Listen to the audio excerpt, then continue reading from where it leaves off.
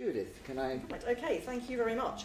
So I am going to perhaps focus slightly more at one remove. I must say a lot of what Richard has said, I wouldn't disagree with a lot of it, and we can perhaps get into some of those policy debates later on. But I've looked very much at ethics and tax. Is there a place for ethics and tax and politics in quite a sort of general way? I should make a couple of preliminary points. We've touched on this already. I was in government for 27 years as a civil servant, but I left 2 years ago, so I don't speak for the government, I speak for myself. There are some restrictions on what I can say about individual taxpayers. I can't basically divulge anything confidential about individual taxpayers. And anything I say, you should not interpret as a comment on an individual taxpayer. Okay, so if I say anything which may appear to suggest that, that's absolutely not what I'm doing. But with that out of the way, I want to begin by saying I think there is definitely a place for ethics in tax. I think there's a place for ethics in all aspects of public life, and I think one of the problems that we're currently seeing, if we look at Trump's USA, for example, is that there's the question of what is acceptable conduct in public life tends to be conflated with what's legal or illegal, or even what's criminal and what isn't criminal. So we're all eagerly awaiting the outcome of Robert Mueller's investigation, as though anything short of criminal conduct is somehow okay. And I don't think that's the right test. There is a bar of ethical conduct, acceptable conduct, way below that. And I think that's true whether we're looking at what's acceptable in a liberal democracy, what's acceptable in a profession, and it certainly relates to tax, as it does to all aspects of public life. And I do see tax as a part of politics. I'm not sure that this is recognised as much as it should be within what I might call the tax bubble. So, you know, my old life I was in the tax bubble. What I mean by that is those people who spend all day, every day, working on tax in one way or another, whether in government, outside government, whatever. I was at a conference last year, and somebody said, somebody on the stage said, problem is that tax has become too political, which I found quite an extraordinary comment, and I thought it was quite a revealing comment. And it is a view that's quite prevalent across the tax profession. You know, the idea that tax would be okay if only politicians kept out of it. But I absolutely don't think that is the case. Tax is inherently political. I also see this kind of thinking with quite a bit of what economists say about tax. So I once challenged an economist who was essentially arguing that we should abolish corporation tax and just increase VAT.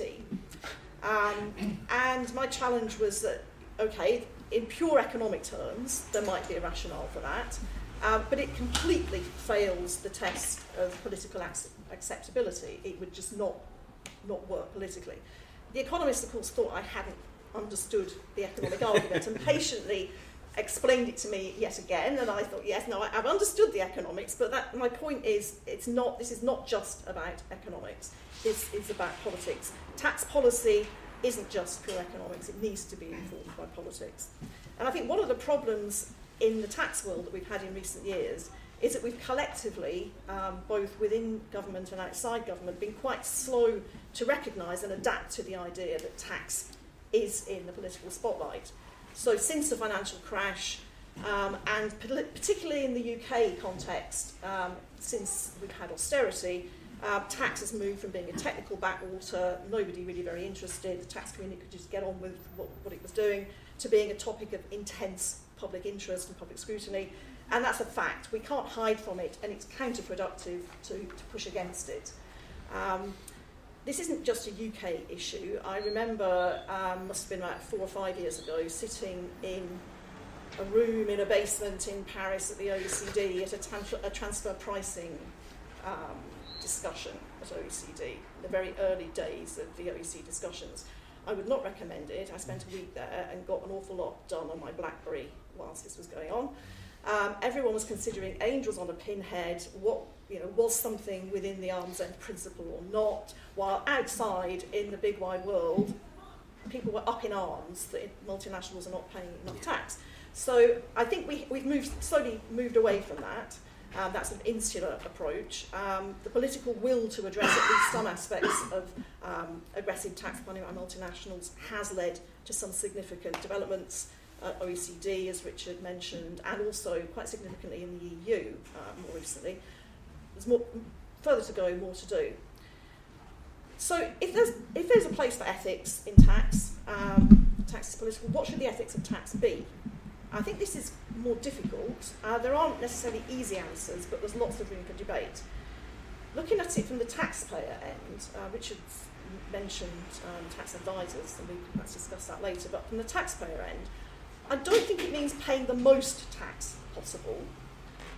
I did used to think that, actually. When I was a student in the 70s, I would not allow my dad to do what was then common practice, which was to give students a covenant. Mm-hmm. So it was common for parents to pay their student children a covenanted amount, and they got a tax deduction for it. I wouldn't let him do that. Obviously, I was an embryonic tax inspector already, so tax avoidance. And we could debate what the ethical line is. I think actually that ethical view is not a bad one on that issue. But I actually went a step further than that, and I told my dad that he should want to pay, rather sanctimoniously at 18, I told him he should want to pay the most tax he possibly could.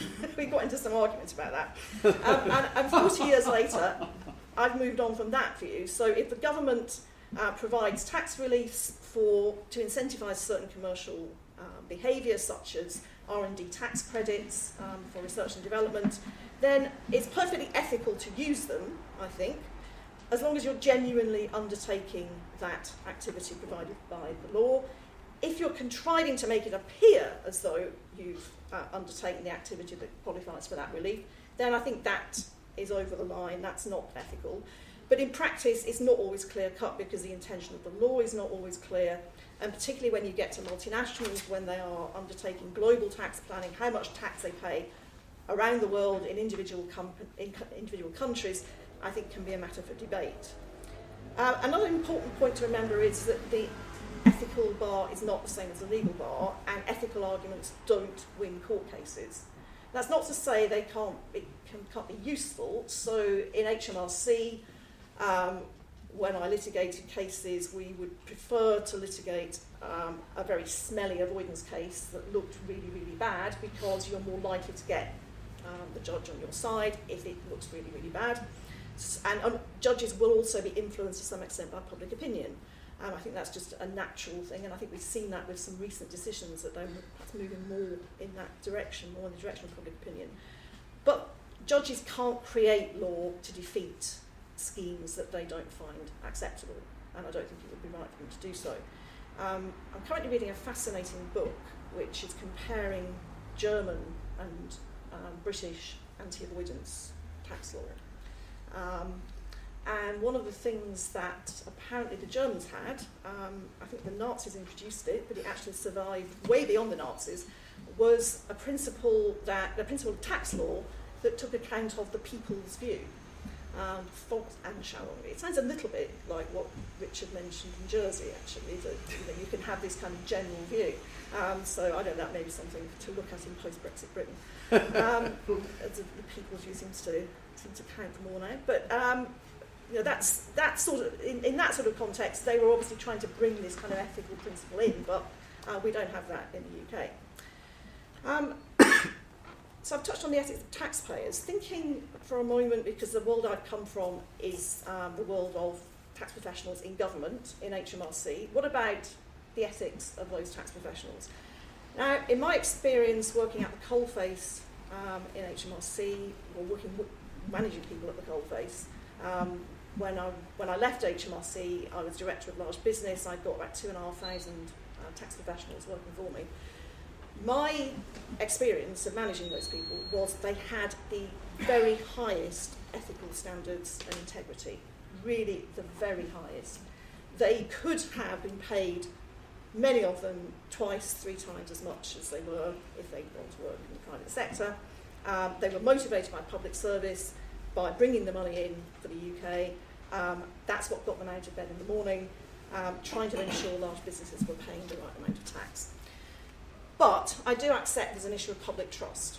So there's continuing press stories raising concerns about HMRC, and me saying that I think they are with the highest ethical standards doesn't necessarily cut much ice, and it's not just the ethics of the tax professionals either. There can be wider organisational issues in HMRC that erode trust. And I do think that we've probably got to the stage where an independent review of some kind of HMRC might be something to consider to try to restore public trust, because it's really important that the public have trust in their tax authority. And I think we potentially were in a situation where that's not the case. Trust is also very closely related to transparency. Richard mentioned transparency. HMRC, as I mentioned, do have strict rules about individual taxpayers, which makes it quite difficult to demonstrate, for HMRC to demonstrate that their tax professionals have high ethical standards. Hence, I think maybe an independent review. But I think transparency is also quite important more generally in ethics. So I think a tax director once told me that his ethical standard for what his business did in tax was whether he could explain and justify it to his mother. Now that might sound quite homespun, but actually it's not a bad principle, assuming his mother is not an international tax lawyer. Which is a big assumption. Indeed. Assuming that she wasn't, then it's not a bad principle. And actually essentially the idea is, can you justify what you do outside the tax bubble? And more generally now, given that we have tax stories splashed across the papers very frequently, I suppose it would translate into, can companies justify what they're doing to their customers and to their employees, who are also quite an important constituency.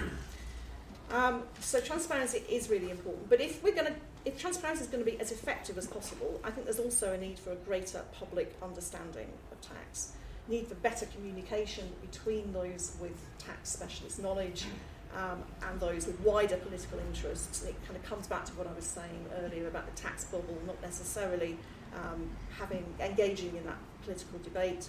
And without that understanding, I think the debate can become polarised, problems can be misdiagnosed. So I think what there's a real need for is for tax specialists, both in government and more widely in the tax profession, to communicate more effectively beyond that tax bubble in a clear, non-technical way. A lot of tax discussion can be very technical and off-putting to anybody not in that bubble. And I think there's a very great need to try and fill that space. And to engage with the wider political debate. And that's why I'm very keen to get involved in events like tonight. Very interested to see the discussion. Brilliant. Well, thanks very much, Judith.